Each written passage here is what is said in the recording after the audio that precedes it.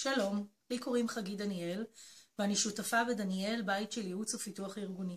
אני רוצה לספר לכם היום על מוצר שהוא ייחודי, מוצר שהוא אותנטי, חווייתי, מהנה, מוצר שמדבר בעצם על איך אפשר לייצר תרבות מכבדת בארגונים, ולהעביר את זה בצורה הכי מעניינת, הכי כיפית והכי מאפשרת שיח ודיון, שמוביל אחר כך לשינוי בתפיסה ולאיזה שהן תובנות, שקודם העובדים שלכם בכלל לא היו מודעים להם. על מה אני מדברת? אני מדברת על המוצר המופלא שלנו שקוראים לו בין חיזור להטרדה. מדובר בשני שחקנים, הוא מנחה. המנחה היא או פסיכולוגית ארגונית או יועצת ארגונית, שבעצם המפגש הוא בין שעה או בין שעה וחצי. כאשר כל קטע שהשחקנים מעלים הוא קטע אותנטי, הוא קטע חווייתי, שעוסק בכל מיני סיטואציות אפורות מחיי הארגון. וכל מפגש כזה הוא בעצם מאוד מאוד מאוד מדויק לכל ארגון וארגון.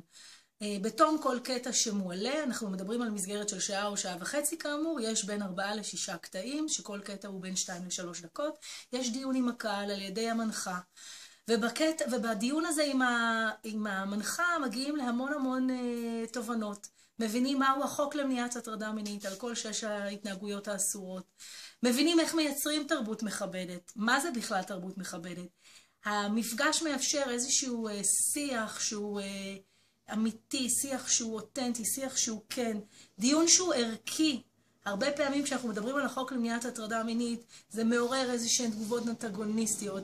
יש איזושהי תחושה שהולכים לדבר עכשיו על משהו שהוא קר ויבש, הוא משעמם וכו'. והמפגש הזה הוא בדיוק ההפך מכל הדברים שאמרתי קודם. אנחנו בעצם מנגישים את החוק, מדברים על יצירת תרבות מכבדת, מדברים על ערכים, מדברים על מה ראוי, וכל זה נעשה תוך כדי הנאה מוחלטת, מבטיחה לכם.